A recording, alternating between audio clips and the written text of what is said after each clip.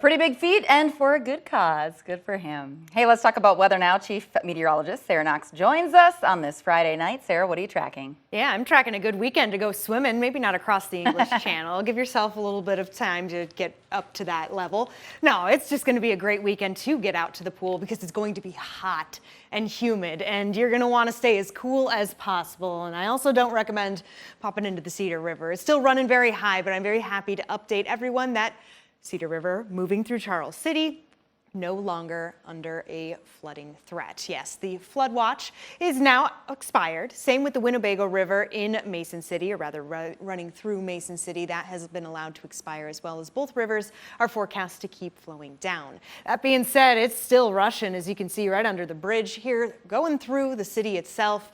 Looking nice overall when it comes to the night. Temperatures 75 right now in Charles City, 76 in Rochester. Many of us have fallen into the low 70s already. We're talking places like Lake City. Look at Owatonna sitting at solid 70. Dodge Center as well. I'll take a quick step off so you can just see those temps. All of us in the 70s now. Now over to the green numbers.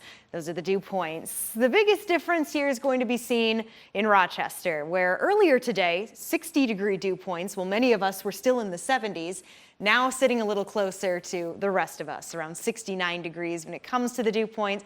Long story short is that's the threshold, right around that 70-degree mark. Anything higher and we start to feel more tropical. So yes, humidity still going to be a thing tonight, still going to be a thing tomorrow, and definitely a thing on Sunday and Monday. Satellite and radar showing just some cloudy skies. Most of these clouds are on the thinner side, especially further to the north. Some high pressure still playing a role there, but my attention has moved further to the south. This high pressure building, and it's going to be quite large, similar to what was happening on Wednesday. You remember that day? You remember how hot and humid it was? Well, that's happening once again as we roll in later this weekend. This high pressure will keep inching itself to the west. That is going to allow for the surge of Gulf moisture and southern warmth to return, and dew points will be back around the 80-degree mark with temperatures around the 90-degree mark. All right, so that's some of the bad news. Good news though, air quality is already improving. We're seeing a little more green spread across the map, more of the orange and red getting shoved further and further to the north. And that's going to be a continuing thing as we come through the rest of tonight into tomorrow. Most of us are all right from the smoke so far, and then give it a few more hours. We're talking through most of Saturday, and it's almost out of the region when it comes to the wildfire smoke. So southern winds are great for pushing that out, but also great at bringing in the heat and humidity. Luckily though, not a lot when it comes to rain chances.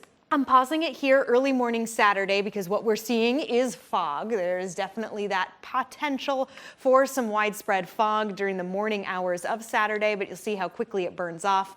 And by the midday, we're back to mostly sunny to partly cloudy skies. It's going to be a hot one though, both Saturday and then there's the Sunday I keep talking about as temperatures reach 90. What does that mean for our real field temperatures though? Let me push time forward. We're going to go to Saturday. There we go, 90 degrees the real feel in Rochester, 91 in Mason City, and then we're going to zoom over to Sunday where we start to see triple digits making their way onto the maps. Long story short, it's going to be hot, going to be some dangerous heat as well, Cami, so like I said, swimming not a bad idea, but pack the sunscreen and the water bottles.